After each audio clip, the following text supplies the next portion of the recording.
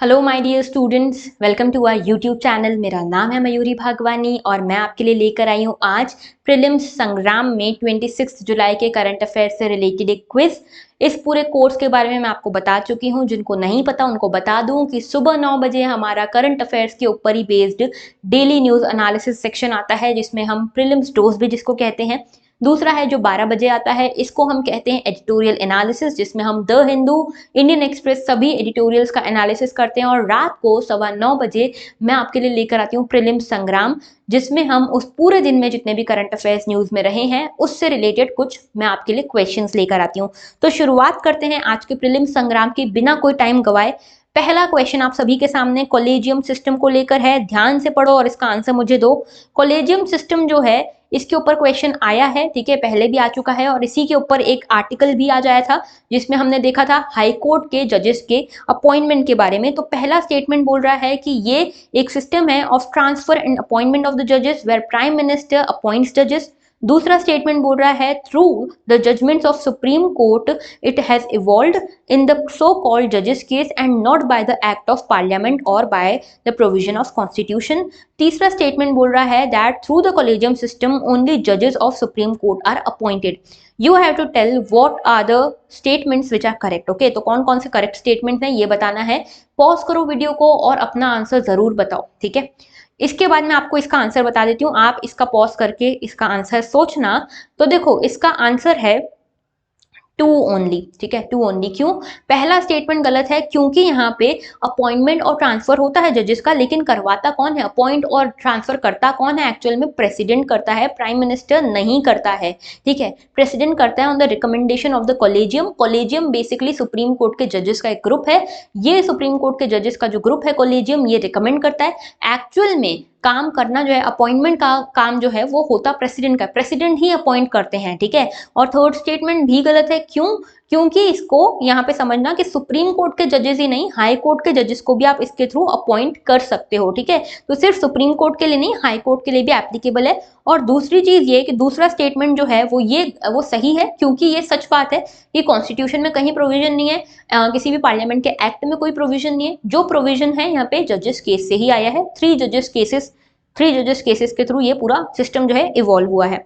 आगे बढ़ते हैं next question, question number 2। Raja Ravi Varma के बारे में क्वेश्चन है। आज ही हमने इनके बारे में पढ़ा था। ये पढ़ा था कि इनकी 175th बर्थ एनिवर्सरी है और इसी उपलक्ष्य में इनके जो किन्स हैं, परिवार वाले हैं, वो इनके लिए भारत रत्न की डिमांड कर रहे हैं।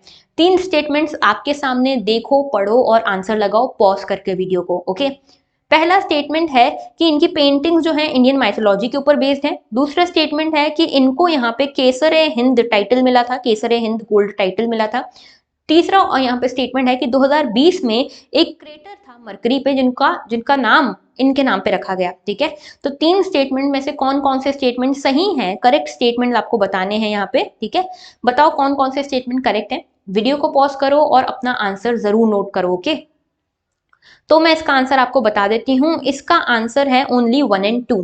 पहला स्टेटमेंट सही है, इंडियन माइथोलॉजी के ऊपर इनकी पेंटिंग्स बेस्ड होती हैं। हमने सुबह ही देखा था जब इनका आर्टिकल डिस्कस किया था, मैंने आपको इनकी पेंटिंग भी दिखाई थी। मैंने आपको दिखाया था कि किस तरह से द्रौपदी वस्त्रहरण का इन्होंने प्रॉपर सिनेरियो क्रिएट किया था, बहुत ही ब्यूटीफुली, ठीक है। तो माइथोलॉजी के ऊपर काफी बेस्ड काम है इनका। दूसरा, इनको ये गोल्ड मेडल भी मिला था, केसर हिंद वाला। तीसरा स्टेटमेंट पार्शियली करेक्ट है। क्यों? क्योंकि मरकरी पे एक क्रेटर है जो इन्हीं के नाम पे है, लेकिन ये पूरा वाक्य है 2013 का। 2013 में ऐसा हुआ था, 2020 में नहीं हुआ था। तो एक चीज जो आपको यहाँ से सीखनी है वो ये कि जब भी आपको डाटा मिलेगा, ईयर्स मिलेंगे, ज्यादा चांसेस होते हैं कि गलत हो, तो कॉशियस रहना है जब भी इस तरह का डाटा देखने को मिले। पीछे भी जो क्वेश्चन था ना, यहाँ पे देखो, ये ओनली जजेस, ओनली वर्ड एक्सट्रीम वर्ड है, ठीक है। इससे आपको बचना है, कॉशियस रहना है। ऐसा नहीं कह रही कि सारे स्टेटमेंट ओनली वाले गलत हैं, लेकिन जब भी ओनली पढ़ो थोड़ा सा सतर्क हो जाओ। ओके, वैसे ही सेम डाटा के केस में। थर्ड क्वेश्चन आप सभी के सामने है। यहाँ पे एशियाटिक चीता को लेकर ये क्वेश्चन है। आज डिस्कस नहीं किया हमने, लेकिन 1-2 दिन पहले मैंने इसका ये जो पूरा आर्टिकल है डिस्कस आपसे किया था। मैं ये जानना चाहती हूँ कि क्या आप लोग यहाँ पे रिटेन कर पा रहे हो या नहीं करंट अफेयर्स को, इसीलिए ये क्वेश्चन यहाँ पे रखा है। ओके, तो पहला स्टेटमेंट ये बोलता है कि एशियाटिक चीता जो है ये एक्सटिंक्ट डिक्लेयर कर दिया गया था और ये आज की डेट में क्रिटिकली एंडेंजर्ड है। कहाँ पे? यहाँ पे सर्वाइव कर रहा है, इराक में। ओके, दूसरी चीज, दूसरा स्टेटमेंट बोल रहा है गुरु घासीदास के बारे में। गुरु घासीदास नेशनल पार्क जो है ये छत्तीसगढ़ में लोकेटेड है। तीसरा स्टेटमेंट बोल रहा है कूनो नेशनल पार्क जो है ये इंडिया में जो लोकेटेड है वहां पे अफ्रीकन चीतास का री इंट्रोडक्शन होना है। कौन कौन से स्टेटमेंट करेक्ट हैं मुझे जरा बताओ। वीडियो को पॉज करो और अपना आंसर दो। ओके, मैं आपको इसका आंसर बता देती हूं। इसका आंसर होगा 2 और 3। ठीक है, 2 और 3। क्यों इसका आंसर 2 और 3 है? क्योंकि पहला स्टेटमेंट गलत है। गलत क्यों है? इंडिया में एक्सटिंक्ट हो चुका है, सही बात है। कब एक्सटिंक्ट हुआ? 1952 में एक्सटिंक्ट हुआ। पूरे एशिया में सिर्फ एक जगह एशियाटिक चीता मिलते हैं जहां पे ये क्रिटिकली एंडेंजर्ड है, और वो जगह कौन सी है? वो जगह इराक नहीं है, वो जगह है ईरान। ठीक है, ईरान में मिलते हैं। दूसरा स्टेटमेंट सही है, गुरु घासीदास नेशनल पार्क जो है छत्तीसगढ़ में ही है। और तीसरा स्टेटमेंट जो है ये भी सही है, कूनो नेशनल पार्क मध्य प्रदेश में जो है, यहाँ पे अफ्रीकन चीतास को री इंट्रोड्यूस कराने की बात चल रही है। ओके, अच्छा एक चीज और कि अगर आपको ये वीडियो अच्छा लग रहा है तो लाइक जरूर कर देना, शेयर जरूर कर देना। आगे बात करते हैं नेक्स्ट क्वेश्चन नंबर 4 है आपके सामने कारगिल दिवस के बारे में। कारगिल दिवस आज मनाया जा रहा है 26 जुलाई को। इसी के ऊपर 3 स्टेटमेंट हैं।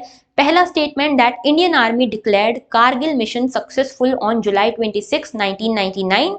Since then the day has been celebrated annually as Kargil Vijay Diwas. तो हर साल कारगिल विजय दिवस इसीलिए मनाया जाता है क्योंकि कारगिल मिशन पे हमने जीत पाई थी 26 जुलाई 1999 में। ओके, सेकंड स्टेटमेंट है हमारा ऑपरेशन विजय के बारे में कि इंडियन आर्मी ने लॉन्च किया operation Vijay to clear the Kargil sector of infiltration by Pakistani soldiers. ये हमारा सेकंड स्टेटमेंट। और थर्ड स्टेटमेंट है सफेद सागर के बारे में। Safed Sagar the Indian airforce operation was a major part of Kargil war. 3 statement आपके सामने। वीडियो को पॉज करो और अपना आंसर बताओ। करेक्ट स्टेटमेंट आपको यहाँ पे बताने हैं, करेक्ट स्टेटमेंट। ओके, तो इसका आंसर क्या होगा जरा पढ़ के इसको बताओ कि कौन सा करेक्ट स्टेटमेंट है। मैं आपको इसका आंसर बताती हूँ। इसका सही आंसर है all of the above. All of the above इसका आंसर है। क्यों? पहला स्टेटमेंट बिल्कुल सही, कारगिल मिशन में हम सक्सेसफुल हुए थे, उसके बाद ही हमने कारगिल विजय दिवस मनाना शुरू किया। दूसरी चीज ऑपरेशन विजय इंडियन आर्मी ने लॉन्च किया था। और तीसरी चीज सफेद सागर इंडियन एयरफोर्स ने लॉन्च किया था जो कारगिल मिशन का ही पार्ट था। आगे बढ़ रहे हैं, क्वेश्चन नंबर 5 आपके सामने। ये क्वेश्चन इकोनॉमी से रिलेटेड है और ये क्वेश्चन हमने आज डिस्कस नहीं किया है, लेकिन इसके बारे में क्वेश्चन इसीलिए पूछा है क्योंकि बेसिक इकोनॉमी के कंसेप्ट से रिलेटेड है और हम इसके बारे में काफी टाइम से पढ़ रहे हैं, करेंसी क्राइसिस के बारे में, करेंसी डिप्रिसिएशन के बारे में। तो क्वेश्चन सुनो, in the context of India which of the following factors is or are the contributors to reducing the risk of currency crisis. Currency crisis जो आज चल रहा है, इतना रुपये डिप्रिशिएट कर रहा है, गिर रहा है, उसको बचाने में कौन कौन से फैक्टर्स हमारे काम आ सकते हैं ये बताना है। 3 ऑप्शन आपके सामने। पहला ऑप्शन है foreign currency earnings of India IT sector. दूसरा ऑप्शन है इंक्रीजिंग द गवर्नमेंट एक्सपेंडिचर। और तीसरा ऑप्शन है remittances from India abroad. 3 option में से कौन सा स्टेटमेंट सही, कौन सा गलत, जरा बताओ मुझे। मैं इसका आंसर आपको बताऊंगी, लेकिन आप जरा पहले सोचो और फिर इसका आंसर आप लोग नोट करो, फिर मैं बताती हूं। तो देखो इसका आंसर क्या है, पहले समझो, कंसेप्ट को समझो। रुपी डिप्रीशिएट कैसे करता है? जब आपको पता है कि $1 70 रुपीज का है, ठीक है, कुछ दिनों बाद, कुछ सालों बाद $1 80 रुपीज का हो गया, तो यहाँ पे रुपी क्या किया? रुपी की वैल्यू गिरी, रुपी डिप्रीशिएट किया। पहले 70 रुपए में $1 आ जाता था, अब 80 रुपए लग रहे हैं, ठीक है, तो रुपी की वैल्यू गिर रही है। इसको कहते हैं रुपी का डिप्रीसिएशन होना।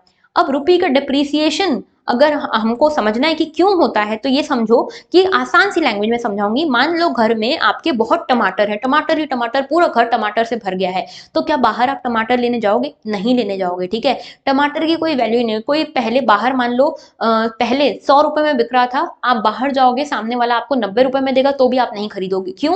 क्योंकि जब किसी चीज की बहुत ज्यादा सप्लाई हो जाती है या कोई चीज अबंडेंस में है तो उसकी वैल्यू गिरती है। जब कोई चीज बिल्कुल नहीं है आपके पास, बाहर जाओगे और उसको खरीदने जाओगे, उसको वो डबल कीमत में भी मिलेगी, आप खरीद लोगे। तो जब किसी चीज की सप्लाई कम होती है, उसकी डिमांड बढ़ती है, उसकी वैल्यू भी बढ़ती है। यही सेम चीज हो रही है डॉलर के साथ। डॉलर की वैल्यू बढ़ रही है, रुपए की वैल्यू घट रही है। रीजन है रुपये हमारे देश में बहुत सारा है, डॉलर हमारे देश में नहीं है, फॉरेक्स रिजर्व हमारे देश में नहीं है। तो कम कैसे करेंगे इस पूरे इफेक्ट को? डॉलर जो हमारे देश में बढ़ता जा रहा है वैल्यू, और रुपये की वैल्यू जो घटती जा रही है, इसको हम ठीक कैसे करेंगे? इसको ठीक कैसे करेंगे कि हमारे देश में डॉलर लेके आओ, ठीक है, डॉलर लेके आओगे तो काम हो जाएगा। डॉलर लाओगे कैसे? एक तो पहला ऑप्शन देखो, फॉरेन करेंसी अगर आती है, आईटी सेक्टर बाहर के देशों से फॉरेन करेंसी लेकर आता है तो आपका काम हो जाएगा। ठीक है, डॉलर आ गए हमारे देश में तो डॉलर की वैल्यू जो है घट जाएगी, रुपये की वैल्यू बढ़ जाएगी। दूसरी चीज कि यहाँ पे रेमिटेंसेस फ्रॉम इंडियन अब्रोड, ठीक है, तो अगर मान लो मैं यूएस चली जाती हूँ, यूएस से मैं अपने घर पैसे भेजती हूँ और वो पैसे मैं भेजती हूँ डॉलर्स में, तो मेरे देश में क्या हुआ, डॉलर्स की सप्लाई बढ़ गई।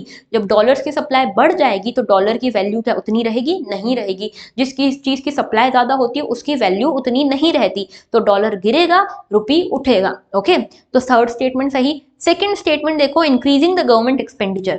गवर्नमेंट जब बहुत ज्यादा खर्च करेगी तो गवर्नमेंट के फॉरेक्स रिजर्व्स भी खर्च होंगे खर्चे में, ठीक है।